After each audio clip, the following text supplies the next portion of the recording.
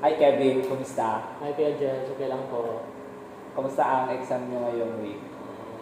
Okay lang kahit stress. Wow. Wala ka na exam ngayon, no? Wala na. May isa na lang, research namin sa EduCard. Kay Dr. Art. Bali papasa nyo yun this week? Or Yeah. bukas? This week. This week. Grabe naman. Napaka nakakapagod na. Pero, sino kasama mo ngayon, Kev? Kasama ko yung girlfriend ko. Wow. Ang ilang taon na kayo? Kung hindi ako nagkumali, 1 year and 3 months. Oh, 3 months. Galing. Tama. Mali yun. Mali. 1 year and 2 months. 2 months. Hindi 3 months this month. Kailan nyo kayo? Months na rin nyo? 30. Kaya pala, nag-advance na agad si Kevin. Maga 3 months na pala kayo. Ang galing, sana all. Ngayon, Kev, ano yung pwede kong maitulong bilang kuya ninyo dito sa CPAC? Diba? So, alam natin na hindi naman din talaga smooth yung relationship ninyong dalawa. So, sa tingin nyo, ano yung pwede kong maitulong na bakit kayo willing din magpa-counsel sa akin? Even I'm not professional, even na hindi naman ako ganun kakon, pero para sa inyo, anong pwede kong maitulong? Anong nararanasan nyo ngayon sa relationship? So pagdating ng relationship is, it's not, hindi na normal. So, no perfect relationship in this world. So, isi-share ko lang po sa iyo, Kuya, yung problem namin sa couple, yung spiritual aspect namin. Kasi, naipipiktuhan na sometimes it may misunderstanding kami, problem.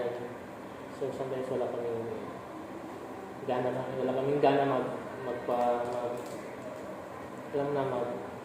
magbasa ng Bible.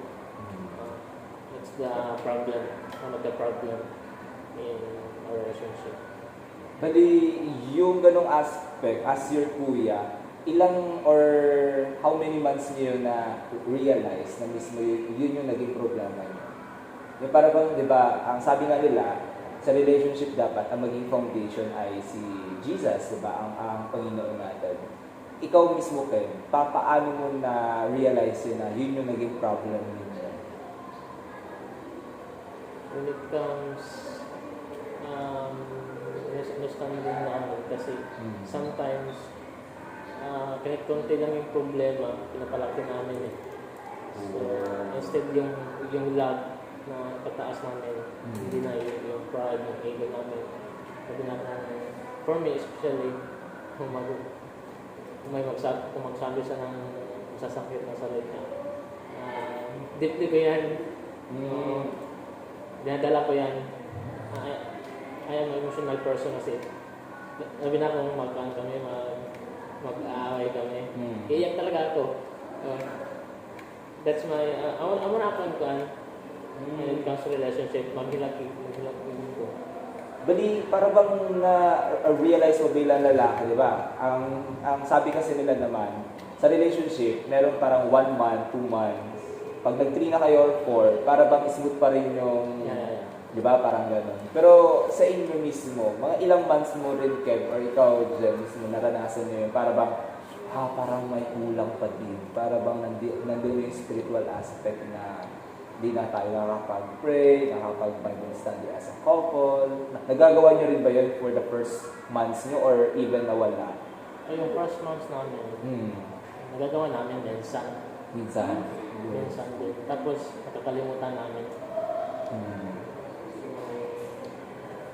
May ibang panahon naman na maganda yung relationship namin, smooth lang. Nagtidihan kami, sabay kami pumunta ng church, sabay kami mag-pray, mag-read ng Bible. Pero sometimes naman hindi. Kasi may mga bagay na hindi kami nagkakaintindihan. Yan yung problem namin as a couple. So, yung pinaka-aspect niya talaga is, yung pinaka-kanyo ay yung spiritual aspect talaga. So, ang pinaka naman natin, as your kuya, pwede natin munang i-assess yung kaninyo. So, as sa individual, di ba? Meron kasi tayo, di ba, na para bang as a couple, meron tayong lack of relationship.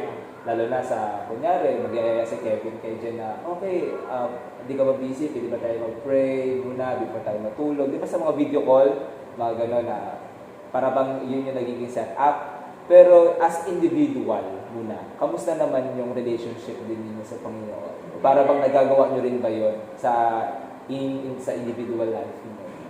Yung reading the Bible, nananalangin din mismo, mga ganong aspeto. Ikaw muna dyan. As you observe your life, ikaw kasi si Kevin, sa kanya, parang nakanya naman din. Pero tatalungin din natin si Kevin. Para sa'yo, Jen, para bang nararanasan mo din ba yun? Everyday, nakakonect ka talaga kay God. Not everyday. Parang yun din yung kulang, minsan. Parang yun din yung kulang. Yung spiritual aspect din naman. Wow. Pero nagre-read ka rin na Bible dyan. Pwede pa gano'n ko mag-Bible. Wow, sweet. Yun ba yung galing ayas? Oo. Wow. Tapos, bali, yung pagbigay ni Kevin, parang na-appreciate mo din naman. Parang it always remind you na dapat ang maging foundation sa relationship mo si Jesus. Ikaw, Kev, ano man ang pinakakanyo kayo? Kasi si Jen, para talaga siyang independent na babae, talagang strong. Ikaw naman, sabi mo kanina, napaka-emotional mo. So, as your kuya, ano ba, as a theology student din naman, di ba? So, mayroon bang times na parang hindi ka rin nakakakonect sa Panginoon every day? Meron tayo. When it comes, kasi minsan may mga problem naman tayo when it comes to relationship, especially family. So, sometimes, naisip ko nga, parang malayo na ako kay God. So, yung sign kasi, alam ko yung sign, naramdaman ko na malayo na ako kay God kasi sometimes, wala akong panahon magbasa ng Bible, prayer, and devotion. Kasi minsan natulog na lang ako. Kasi nakafocus ako sa social media eh. Parang wala akong gana, matutulog na lang ako na hindi nagpe-pray. So, yan yung problem ko as a theology. Tama. So, basically, hindi lang naman ikaw may problema nun. Some of our theology students naman na mga fellow naman na mga theology students, hindi naman ang pinaka-problem. Ang kalang natin, sa relationship nyo, parang dalawa din mismo kayo individual. Aside from your relationship na dalawa, meron din kayong individual battle sa spiritual aspect nyo. Diba? So, the thing is, ang magagawa lang natin, ang sabi nga ng Panginoon, for me, yun yung pinaka-advice talaga sa atin. Kung meron mang, ako personally, wala pa naman akong relationship. Pero para sa inyo, ang sabi ng mga pastors natin as well, the best thing na maging foundation ng relationship natin is yung Panginoon mismo, di ba? So, even, kasi, hindi nyo mariresolve yung problema nyo, spiritual aspect, kung kayo mismo meron pa kayong nare-resolve. Ang pinakamaganda is meron ka din, ikaw din, Kev, di ba? Meron din, ikaw na lalaki, ikaw ang magiging foundation ng relationship niyo talaga. So, even na ang sinasabi ng generation natin ngayon, dapat both. Yes, talagang dalawa dapat. Pero ang maging mas malakas dapat na sa pananampalataya at ang hila doon ay yung lalaki. So, the thing is, for me, ang pinaka-best na kung ang spiritual aspect ang problema nyo, kailangan nyo munang patuloy na i-reconnect yung buhay nyo sa Panginoon. Kasi yun yung nagiging problem eh. Tsaka si Jen D naman. So, try every moment of your life, try to also, in a serious note as your kuya talaga. So, hindi lang naman to for the sake of that pero ang pinaka to as your kuya, ang ma-advise ko talaga, ang pinaka-best foundation is Jesus Christ. Diba? So, pero yun nga sabi ko sa'yo, di ba nakaraan, na yung sabi ko kila Kuya Clem, na para bang meron kayong dito, yung parang personal Bible study kayo, yung mga ganun. Kasi Jen, nakaraan, para bang meron kami kasi sa externship na Kailangan meron kang mabible studyhan. And then, sabi ko sa kanila, para bang yun yung magiging, also maging bonding nyo as couple mismo kapag meron kayong allotted time for that. Pero alam kong, hindi nyo pa rin ang magagawa kasi medyo busy, di ba? So, si Jen, busy din naman as hindi lang siya talaga nag-aaral, but he also fun. Pero the thing is, ang pinaka the best solution is also, first, kailangan nyo munang i-resolve yung inyong individual struggle. Kailangan nyo munang mag-connect sa Panginoon. Yun yung pinaka the best foundation. Pangalawa na lang kasi kapag meron na kapag ang relationship nyo mismo is mature na, at lalo na nakakonect kayo sa Panginoon, yung amoy ng pananampalataya niyo, baga ka na lang yung sa relationship niyo. Magre-reflect na lang yun. Diba? Kung mahal niyo ang Panginoon, isa't isa. Kasi ang pinaka-importante sa lahat, hindi niyo mahal ang isa't isa. Alam niyo ba yun? Yung para bang, dapat ang maging first love niyo, hindi si Jen, hindi si Kevin. Dapat ang maging foundation niyo sa relationship, si Jesus. Kasi the thing is, magre-reflect na lang yun sa atin, sa relationship natin. Diba? Yun yung pinaka-the best thing.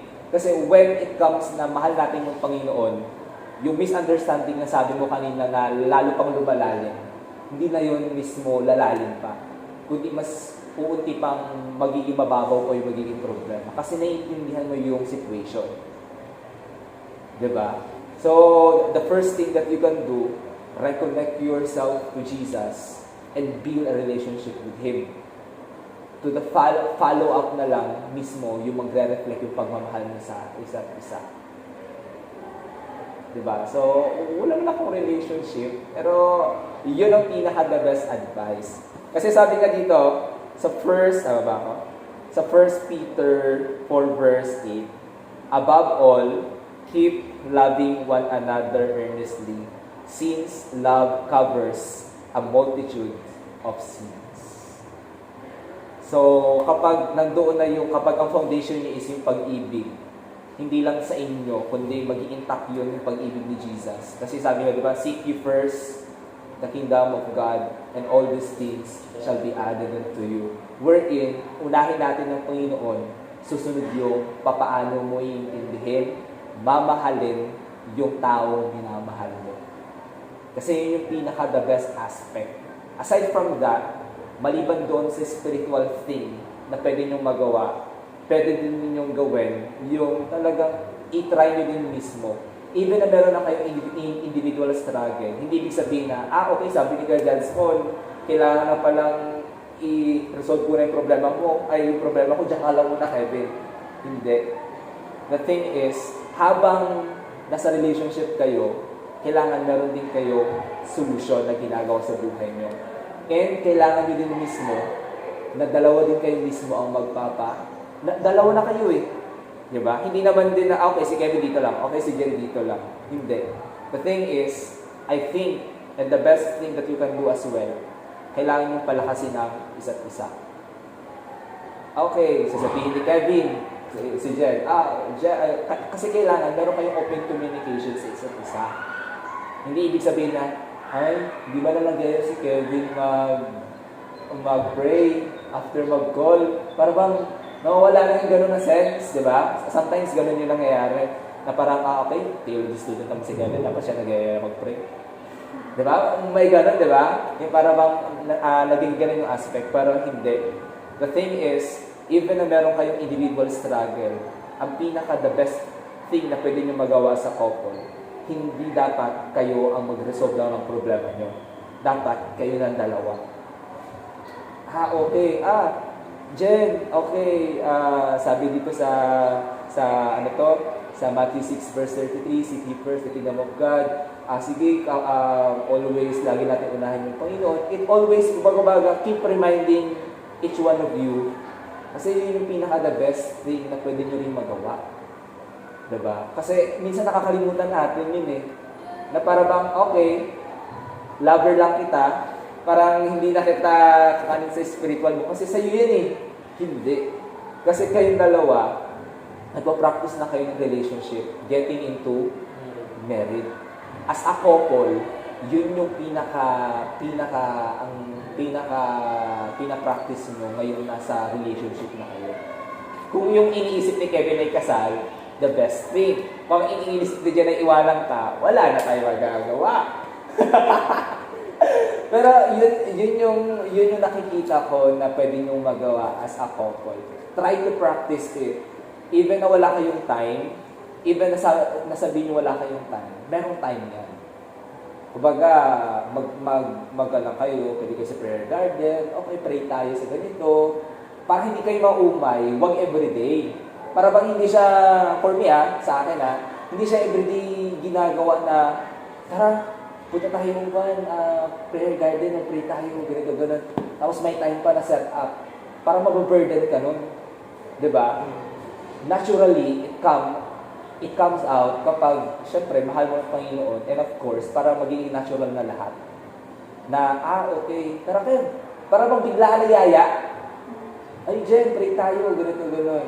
Ang pinaka-the best kasi sa relationship, hindi lang yung magkaroon kayo ng relationship sa Panginoon, reading the Bible, as well, meron din kayong prayerful life sa relationship niyo.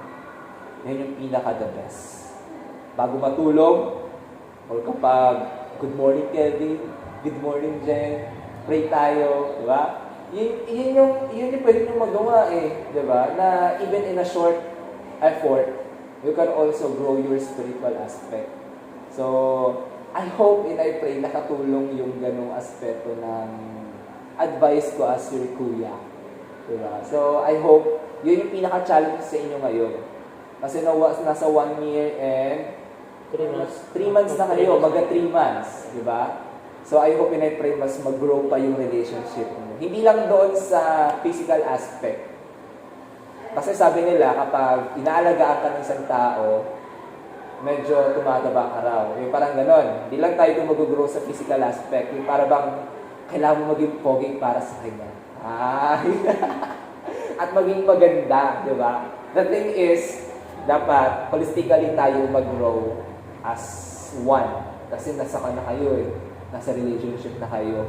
So, dalawa na kayo mismo ang lalago. Pero, syempre, keep reminding na sabi nga doon sa 1 Peter 4 verse 8 na ang maging decisions mo dapat love ang maging foundation. Huwag matukso, mga kapatid. Yeah. Kasi kung ang love na si Jesus Christ maging foundation nyo, mawawala lahat yun. Kasi siya, para sa akin, Kevin, si Jen, napaka-strong talaga. Strong woman. Yeah, para bang wala siyang pad, parang si Papa lang. Wala.